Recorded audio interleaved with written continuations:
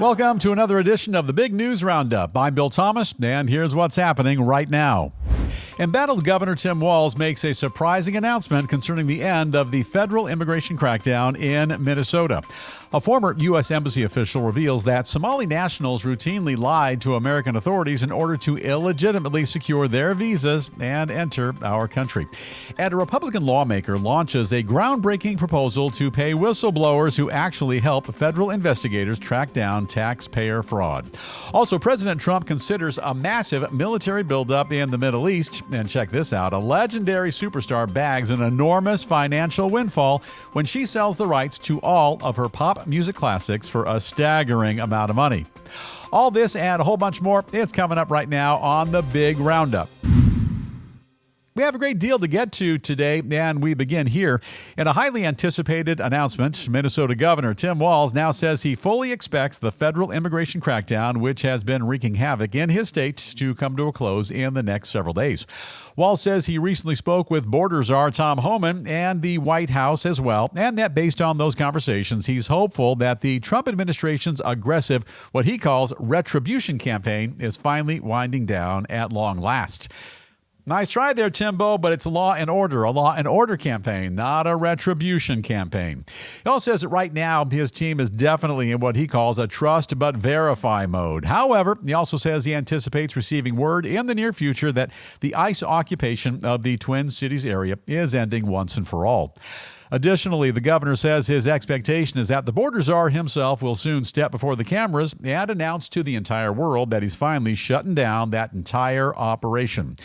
Also, on another encouraging sign of cooperation, Walz says he also now believes that his state will actually participate alongside federal officials on joint investigations, and that's into the shooting deaths of protesters Renee Good and Alex Preddy, which was previously a major point of contention, as you might imagine. So, Walz made his comments at a press conference in which he also railed against the economic impact of the federal immigration enforcement surge on the Twin Cities area.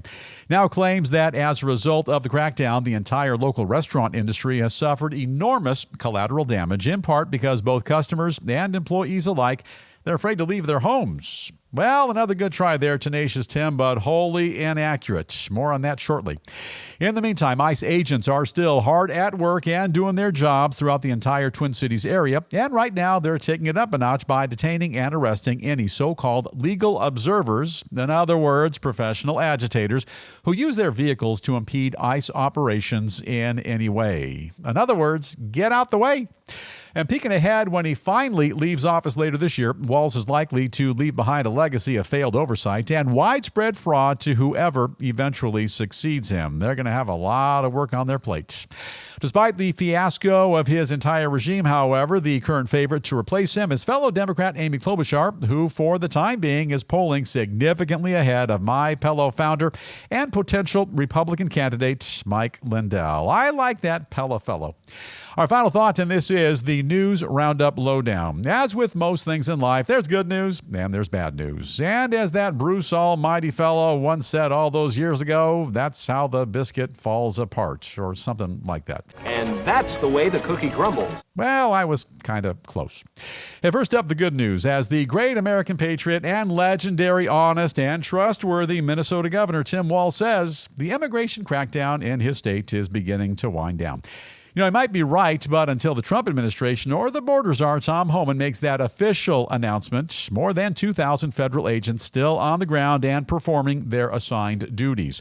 So, the avuncular one, Uncle Tim, Governor Walz, has also made it clear that the state is now cooperating more appropriately with the feds on a variety of levels. And just thinking out loud, but if they'd done that initially, this whole operation would have been far more effective. There would have been less chaos and violence on the streets.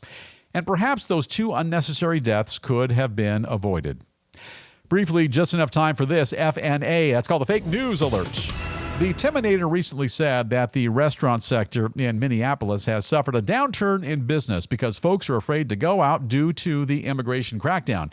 Well, that's entirely false. Illegal immigrants who are breaking the law and afraid of being arrested and subsequently deported, they might be afraid.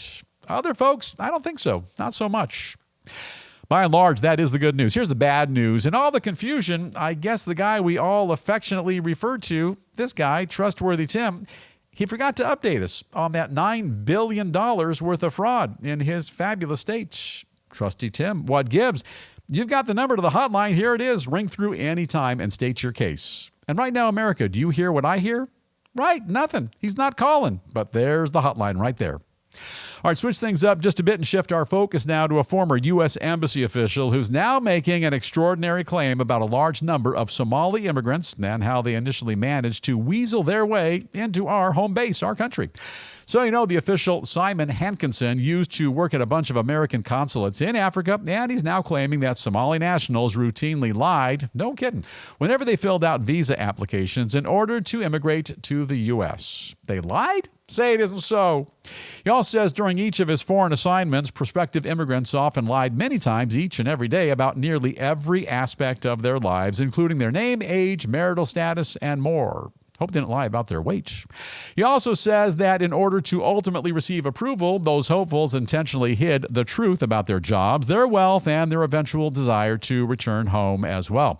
Furthermore, the official points out that when he was stationed in Kenya, he was specifically in charge of all consular operations concerning Somalia, and that he regularly saw a staggering amount of fraud involving questionable marriages, fake letters of official support from the Somali government, and as you can imagine, a whole bunch more. The official makes his remarks earlier this week on Capitol Hill, where he testified before the Senate Judiciary Committee regarding fraud among our nation's immigrant population.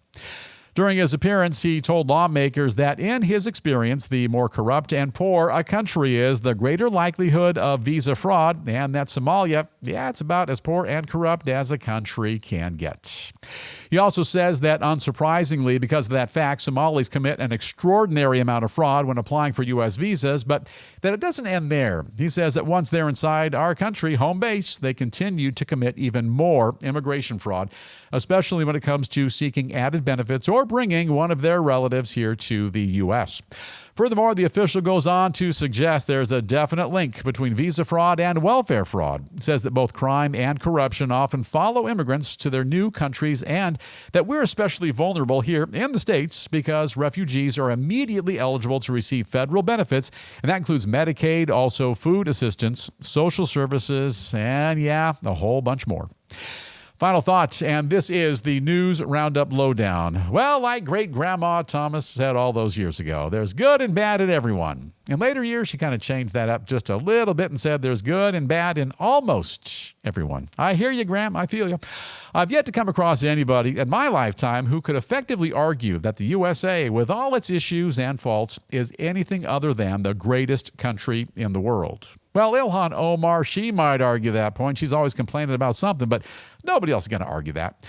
Naturally, those who weren't blessed enough to be born here will do all they can to come here. I get that. And everyone is welcomed and with open arms. It says right there on the Statue of Liberty, give me your tired, your poor, your huddled masses yearning to breathe free. And at this point, they might want to update that sign with some comments about smog and other junk and particulates in the air, which can kind of complicate the old breathing, the old lungs. But it's still a pretty nifty little calling card.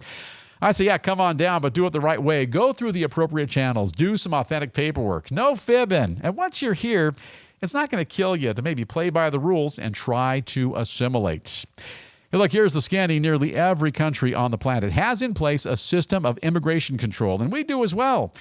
But in recent years, our system, as you know, was dismantled, and everyone suffered as a result. By the way, I'm not allowed to mention the name of the political party responsible for that formerly destroyed system, but it rhymes with Democrats. And leave us a comment if you know who we're referring to.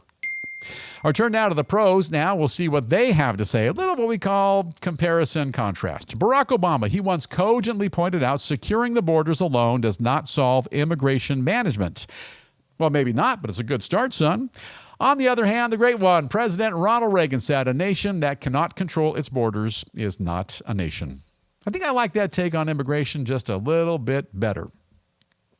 All right, stay on topic of fraud just a bit longer, and we'll take a look now at an intriguing proposal which could help the federal government track down billions of dollars in stolen taxpayer money. That's your money and mine as well. In what you might call an aggressive effort to turn the tables on COVID-era fraudsters, a Republican congressman from Texas is now pushing a bill which would pay whistleblowers for providing critical information that eventually leads to the recovery of federal funds. I think I got to buy me a whistle. I make a good whistleblower. In particular, the measure aims to incentivize people to spill the beans and tell all they know regarding others who may have misused cash they received from a number of Small Business Administration relief programs, the old SBA, and that was during the pandemic, including both the agency's Paycheck Protection Program, you've heard of them, as well as their emergency economic disaster loans. Now, the lawmaker, Roger Williams, says that in a nutshell, his bill is pretty simple. If a whistleblower can show federal investigators where any fraud money has disappeared to, they would basically get a substantial commission. This sounds like more fun than selling used cars, and with better commissions and maybe some bonuses.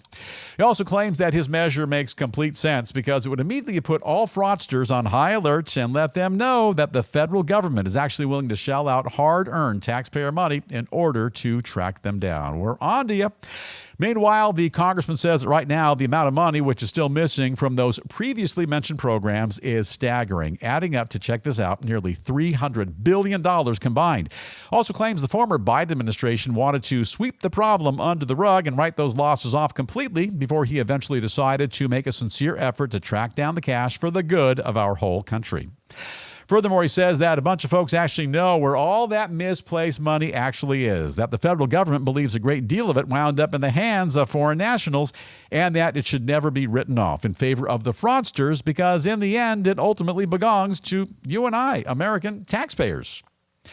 Final thought, and this is the News Roundup Lowdown. There's the bottom line, and right off the top, I got to tell you, I like this good old boy from Texas, Congress dude Roger Williams.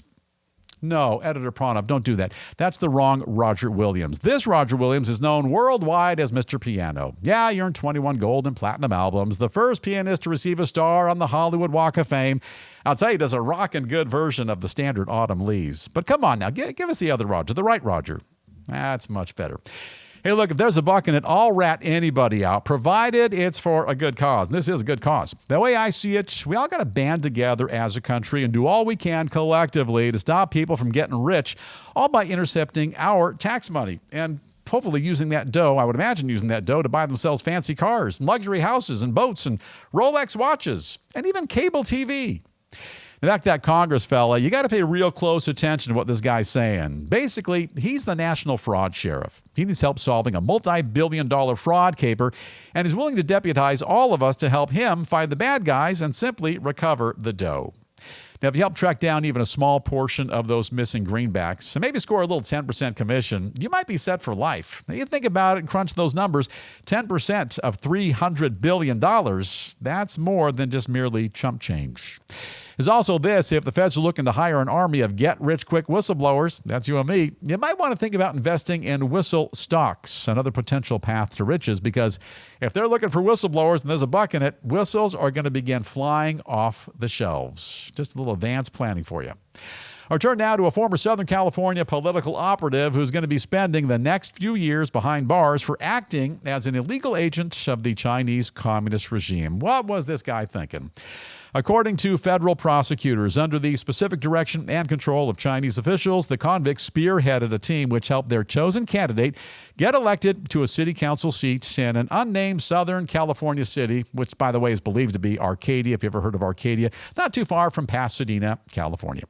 From there, both the political operative and the newly elected council member then went on to directly help the Chinese Communist Party in any way they could, including by operating a news website used to promote pro-China propaganda. Can have that stateside.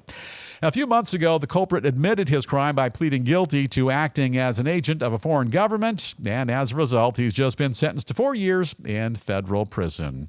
The FBI sums it up best. They say that when Americans voted for elected officials, they expect them to represent the welfare of our country's citizens, not one of our foreign adversaries. They also say the criminal did his very best to undermine our democracy for the benefit of the Chinese Communist Party.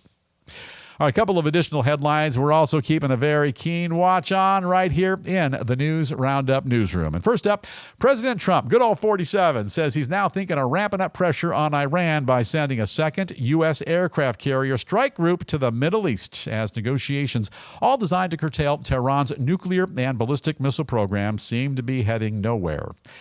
I think I know this movie. I think I've seen this movie. I can tell you it's got a bad ending. Moving along, a Mexican restaurant in Arizona run by immigrants is now being inundated with hateful reviews and harassing phone calls for handing out free meals to ICE agents.